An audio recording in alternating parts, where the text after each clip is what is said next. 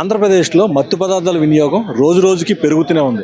ఎక్కడ చూసినా సరే మత్తు పదార్థాలు పట్టుబడుతూనే ఉన్నారు. ఎక్కడైనా వాహనాలు తనిఖీ చేస్తే మాత్రం ఆ వాహనదారుల జేబుల్లో కూడా మత్తు పదార్థాలు బయటపడే పరిస్థితి కనిపిస్తుంది. ఇప్పటికే దీనిపై ఆంధ్రప్రదేశ్ ప్రభుత్వం పెద్ద ఎత్తున పోరాటం చేస్తూ పోలీసుల ద్వారా చెకింగ్లు నడిపిస్తూ తనిఖీలు చేస్తున్నప్పటికీ కూడా ఇంకా ఎక్కడ పడితే అక్కడ విపరీతంగా ఈ యొక్క వినియోగం అనేది బాగా పెరుగుతూనే ఉంది.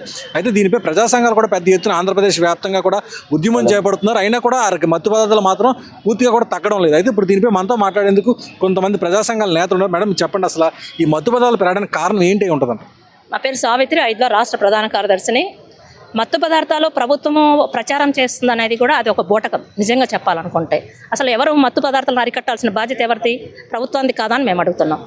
మరి ఒక పక్క ప్రచారం చేస్తుంటే ప్రచారం ఎందుకు చేపిస్తున్నారు? ప్రచారం చేయించడం కరెక్టే. అసలు దాన్ని తీసుకొచ్చే మూల మూల మూల మూల పురుషులు ఎవరు అని మేము అడుగుతున్నాం. ఈ మూల పురుషులు ఎవరు? ప్రభుత్వానికి ఎవరైతే గంజాయి స్మగ్లర్లు ఉన్నారో వాళ్లకు తోడుగా ఉండి వాళ్ళకు నీడగా ఉండి అండదండలు పెట్టేసి ఈరోజు మేము డ్రగ్స్ పైన మేము ప్రచారం చేస్తున్నామని చెప్తున్నారు. ఇది కరెక్ట్ అయింది కాదు. ఇప్పటికైనా ప్రభుత్వము ఆలోచించి అసెంబ్లీలో ఒక చర్చ పెట్టి మహిళా సంఘాలతోటిగా ప్రజా సంఘాలతోటిగా మద్యాన్ని ఏదైతే ఈ డ్రగ్స్ను మత్తు పదార్థాలను ఎలా నివారించాలనేది వాళ్ళకు ఒక ఐడియాలు ఇచ్చేకి అందరం కలిసి ఏం చేస్తాం, ఈ రాష్ట్రంలో మత్తు పదార్థాలు నిరోధించాలంటే కనుక ఏం చేయాలనేది ఒక సమావేశం ఏర్పాటు చేయాలని కూడా రాష్ట్ర ప్రభుత్వాన్ని కోరుతున్నాము. అలాగే ఈ గంజాయి మత్తు పదార్థాలు చాలా ప్రమాదకరమైంది. ముఖ్యంగా పేదలు నివసించే ఏరియాలలో ఈ గంజాయి దొరుకుతూ ఉంది. అలాగే యువత ఏదైతే కాలేజీలలో ఉన్నారో హై స్కూల్ స్థాయిలోనో ఇవన్నీ జరుగుతున్నాయి. అందుకని మేము రాబోయే కాలంలో ఐద్వా, ఎస్ఎఫ్ఐ, డివైఎఫ్ఐ, ప్రజానాటమి 4 సంఘాలు కలిసి ఈ సమ్మర్ క్యాంపులలో మొత్తము ఈ పేదలు నివసించే ఏరియాలలో కూడా విస్తృతంగా ప్రజలను చైతన్యపరిచేందుకు కార్యక్రమం రూపొందించుకుంటున్నాం రేపు 3వ తేదీన. అలాగే స్కూళ్ళు తెరిచిన తర్వాత మొత్తం కాలేజీలు, హై స్కూల్స్లలో కూడా పెద్ద ఎత్తున వాళ్ళకు అవగాహన కల్పించేదానికి మా సంఘాలే కాకుండా కవులు, మేధావులు, డాక్టర్స్ వీళ్ళందరినీ కలుపుకొని పోయి పెద్ద ఎత్తున ఒక పిల్లలకు ఒక అవగాహన కల్పించేదానికి ఒక కార్యక్రమాలు రూపొందించుకుంటున్నాము. అందుకని ప్రభుత్వానికి ఒక హెచ్చరిక చేసేది ఏమంటే, గంజాయికి మీరు ఎవరైతే గంజాయి మాఫియా ఉన్నారో వాళ్లకు అండదండలు లేకుండా నిజంగా మీరు గంజాయికి వ్యతిరేకంగా అనుకున్నప్పుడు మాత్రము ఎవరైతే ఏ రాజకీయ పార్టీలు అయినా సరే ఆ రాజకీయ పార్టీలు గంజాయికి మద్దతుగా ఉన్నారో ఆ రాజకీయ పార్టీ నుంచి సస్పెండ్ చేయండి మేము అడుగుతున్నాం. ఆ రాజకీయ పార్టీ నుంచి వాళ్ళ సభ్యత్వాన్ని చేయండి. ఆ రాజకీయ పార్టీ ఎమ్మెల్యేలు ఎవరైతే వాళ్ళని సస్పెండ్ చేయండి మీ పార్టీలోంచి మేము అడుగుతున్నాం. మరి మీరు పూనుకుంటారా దానికి? ఊరికి ప్రచారం చేయడం ఎందుకు? ప్రచారం చేసింది ఎవరు? పోలీసులు చేస్తారు. మీరు చెప్తున్నారు, చేస్తున్నారు. ప్రభుత్వందే కదా బాధ్యత అని మేము అడుగుతున్నాం. అందుకని ఇప్పటికైనా కానీ మహిళలపైన దాడులు కానీ అత్యాచారాలు కానీ చిన్నపిల్లలపైన 3 సంవత్సరాల అమ్మాయి పైన కూడా మొన్న అత్యాచారం చేసి జరగడం జరిగింది. అలాగే మదనపల్లిలో 7 సంవత్సరాల పైన అత్యాచారం చేసి డ్రమ్ములో వేసి చంపేయడం జరిగింది. ఇలాంటి ఘటనలన్నీ పునరావృతం కాకుండా ఉండాలంటే, అలాగే మహిళల మాన ప్రాణాలు ఏమాత్రం మీరు కాపాడాలనుకుంటే మాత్రం ఈ రాష్ట్రంలో గంజాయి, మద్యం, మత్తు పదార్థాలను నిరోధించాలి. ఇప్పటికైనా నిరోధించకపోతే మాత్రం రాబోయే కాలంలో అందరం పెద్ద ఎత్తున యావత్తు రాష్ట్రంలో ఉండే ప్రజలందరం కలిసి కూడా పెద్ద ఎత్తున ఆందోళనలు చేస్తాము. ఒకవేళ ఆందోళనలు చేసినా కానీ ప్రభుత్వం దిగిరాకపోతే మాత్రము మీ కుర్చీలు కూడా కూలుతాయి. గతంలో ఏదైతే 2017లో మద్యం పైన మేము పెద్ద ఎత్తున పోరాటం చేశామో ఆ పోరాట ఫలితంగా నేను రాష్ట్రంలో ఉండే ఏవైతే బెల్ట్ షాపులోనే ఆ బెల్ట్ షాపులను తీసేస్తానని కూడా చంద్రబాబు నాయుడు చెప్పారు. రాష్ట్రంలో 2017లో జగన్మోహన్ రెడ్డి గారు ఇదే పాదయాత్ర చేస్తున్నారు. నేను అధికారం లేకొచ్చే కనుక మద్యాన్ని మొత్తం నిర్మూలిస్తానని చెప్పినారు. అదే మాట నిలబెట్టుకొని చెప్పి జగన్మోహన్ రెడ్డి గారు ఆనాడు మాట ఇచ్చారు. బెల్ట్ షాపులన్నీ తీసేసినారు. గవర్నమెంట్ నడుపుతుంది. మీరు కూడా ఇక్కడ గవర్నమెంట్ నడపండి.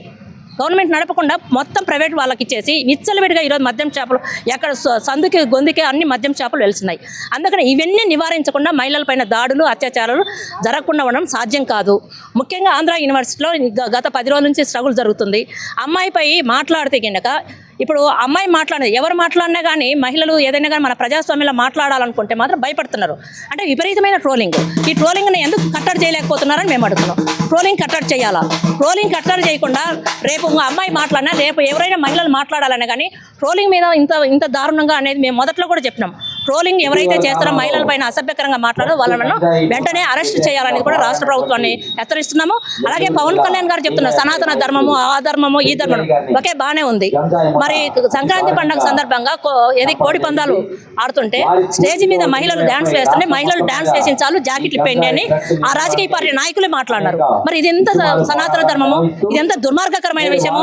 అందుకనే ప్రభుత్వానికి ఒకటే హెచ్చరిస్తున్నాము, మహిళల పైన ఏదైతే అసభ్యకరంగా మాట్లాడినా ట్రోలింగ్ చేసినా కానీ కానీ వాళ్ళపైన చర్యలు తీసుకోకపోతే కనుక రాబోయే కాలంలో పెద్ద ఎత్తున ఆందోళన చేస్తామని రాష్ట్ర ప్రభుత్వాన్ని హెచ్చరిస్తున్నాం.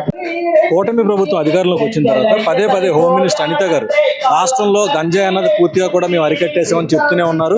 ఎక్కడ కూడా రవాణా కూడా జరగట్లేదని చెప్తున్నారు. మరి బయట ఎక్కడ విచ్చలవిడిగా దొరుకుతున్నది అంతా ఏందని మీరు అనుకుంటున్నారు? రాజకీయ పార్టీ నాయకులు విచ్చలవిడిగా గంజాయి అమలు చేస్తూ ఎగుమతులు దిగుమతులకు వాళ్ళే మద్దతు ఇస్తున్నారు. మెయిన్ కారణం వాళ్ళ మద్దతు లేకుండా రాష్ట్రంలో నుంచి ఎలాగ దిగుమతి అవుతుందని మనం అడుగుతా ఉన్నాం, ప్రశ్నిస్తున్నాం. ఆ రకంగా ఎంత ధైర్యంగానో వాళ్ళు ఎదిరించి గంజాయిని మత్తు పదార్థాలని ఎగుమతి చేస్తున్నారు. రాజకీయ నాయకులు అండ ఉన్నది కాబట్టే ధైర్యంగా వాళ్ళు ఈ రోజు గంజాయి విచ్చలవిడిగా దాన్ని కొనసాగిస్తున్నా ఉన్నారు. దానికి ఎందుకంటే ఆ గంజాయి వల్ల చాలా అనర్థాలు జరుగుతూ ఉన్నాయి. మహిళలకి ఇబ్బంది జరుగుతుంది. మహిళలకి అత్యాచారాలు జరగడానికి కారణం వాళ్ళే మెయిన్ సిగ్గుచేటు. ఎందుకంటే రాజకీయ పార్టీ నాయకులే గంజాయి కోసం మనం ప్రచారం చేస్తున్నాం అంటారు. వాళ్ళ అండర్లోనే ఇది ఉంది. వాళ్ళు ప్రచారం చేయడం ఏంటండి? ఇప్పుడు కరోనా టైంలోని మందు ఎలాగైతే బ్యాన్ చేశారో కరోనాలోని చక్కగా వాళ్ళు బ్యాన్ చేశారు కాబట్టి అప్పుడు ఆగింది కరోనా టైంలో. అదే విధంగా ఈ గంజాయి ఎందుకు నిర్మూలించాలని అడుగుతా ఉన్నాము. ఐదుగా గంజాయి నిర్మూలిస్తే ఆగుతుంది కదా. వాళ్ళు మిగతా ప్రజాసంఘ పార్టీలాగా వాళ్ళు రోడ్డు మీద ర్యాలీ చేయాల్సిన అవసరం లేదు. అధికారంలో ఉన్నారు కాబట్టి వాళ్ళే దీన్ని బ్యాన్ చేయాలని చెప్పేసి నేను ముఖ్యంగా అధికారంలో ఉన్న రాజకీయ పార్టీ నాయకులు వాళ్ళ పిల్లలు ముఠా ఏదైతే ఉందో ఆ ముఠాకి వాళ్ళకి లింక్ అయితే కంపల్సరీగా ఉంది. అందుకని చెప్పి వీళ్ళు ప్రభుత్వాలే దీన్ని నిర్ణయం తీసుకోవాలి, దీన్ని ఆపాలని చెప్పేసి మేము డిమాండ్ చేస్తున్నాం. ఇప్పుడు మీరు రాష్ట్ర వ్యాప్తంగా కూడా ఈ మత్తు పదార్థాలు అరికట్టాలని చెప్పి ఒక యాత్ర చేశారు కదా. ముఖ్యంగా మన ఆంధ్రప్రదేశ్ రాష్ట్రంలోని ఎక్కడెక్కడ ఈ యొక్క మత్తు పదార్థాల వినియోగం ఎక్కువగా ఉందని మీరు గుర్తించారు? ఓన్లీ కాలేజీల్లోని, స్కూల్లోని, గ్రామీణ ప్రాంతాల్లోని ఏదైతే గవర్నమెంట్ స్కీములు ఇచ్చిందో రాజగృహ కల్ప ఇందిరా మిల్లులు, ఎందుకంటే ఎక్కడెక్కడ వాళ్ళు అందరూ ఒక దగ్గరికి వస్తారు. ఆ ఇల్లులు ఖాళీగా కూడా కొన్ని ఉండడం వల్ల బ్యాచులర్స్ అంతా వచ్చి అక్కడ ఆ ఒక రూమ్ లోనే ఉండడం, ఆ రూమ్ లోనే వీళ్ళందరూ మత్తు పదార్థాలు వాడడం బయటికి రావడం వల్ల ఆ కాలనీలో ఉండడం ఇబ్బంది కూడా జరుగుతుంది. మెయిన్ గ్రామీణ ప్రాంత కాలనీలో బాగా జరుగుతున్నాయి. అలాగే ఖాళీ స్థలాల్లోని మన కాలేజీలు సైడ్ లాంటి ఖాళీ స్థలాలు ఎక్కడైతే ఉన్నాయో ఆ ఖాళీ స్థలాల్లోనూ కూడా విపరీతంగా జరుగుతూ ఉన్నది. కానీ స్కూల్లో కూడా రవాణా ద్వారాగా స్కూల్ పిల్లలు తీసుకెళ్లే ఆటోల్లోని బస్సుల్లోని కూడా వెళ్తుంది. ఇది మెయిన్ కారణం. మొత్తానికి ఆంధ్రప్రదేశ్లోని ఒక మత్తు పదార్థాల వినియోగం అన్నది పూర్తిగా కూడా ప్రభుత్వం సపోర్ట్తోనే నడుస్తుందని చెప్పేసి ఇప్పుడు ప్రజా సంఘాలు గుర్తించే కనుక దీన్ని ఎట్టి పరిస్థితులు అరికట్టాలని చెప్పి పెద్ద ఎత్తున రాష్ట్ర వ్యాప్తంగా కూడా ఒక యాత్ర కూడా చేపట్టారు. ప్రభుత్వమే ఒత్తిడి తీసుకొచ్చే ప్రయత్నం కూడా చేస్తున్నారు. డ్రగ్స్ బారిన పడి యువత మత్తులో చిత్తవుతూ ఉన్నారు. వాళ్ళని దాని నుంచి రక్షించాలని జన చైతన్య యాత్రల పేరిట భారత ప్రజాతంత్ర యువజన సమైక్య డివైఎఫ్ఐ ఆధ్వర్యంలో జన చైతన్య యాత్రలు చేశాము. ఈ సందర్భంగా విశాఖపట్నం జిల్లా అంతా కూడా ఈ యాత్రలు నిర్వహించాము. ఈ జిల్లాలో ఏదైతే డ్రగ్స్ ఉన్నాయో ఈ డ్రగ్స్ చాలా విచ్చలవిడిగా చలామణిలో ఉన్నాయి. వీటిని అరికట్టాలని చెప్పి మేము డిమాండ్ చేస్తూ ఉన్నాము. మా ఈ యాత్రలో అనేక సమస్యలు వచ్చాయి.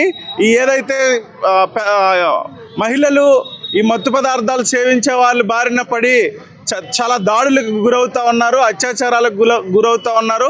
వీళ్ళని దీని నుంచి రక్షించాలని చెప్పేసి కూడా మేము ఈ సందర్భంగా కోరుతా ఉన్నాం. పోలీస్ అధికారులు ప్రత్యేకమైన ఫోర్స్ని ఉపయోగించి ఈ ఏదైతే గంజాయి గ్యాంగులు ఉన్నాయో ఆ గ్యాంగులను ఉక్కుపాదంతో అణచాలని చెప్పేసి కూడా ఈ సందర్భంగా మేము కోరుతా ఉన్నాం.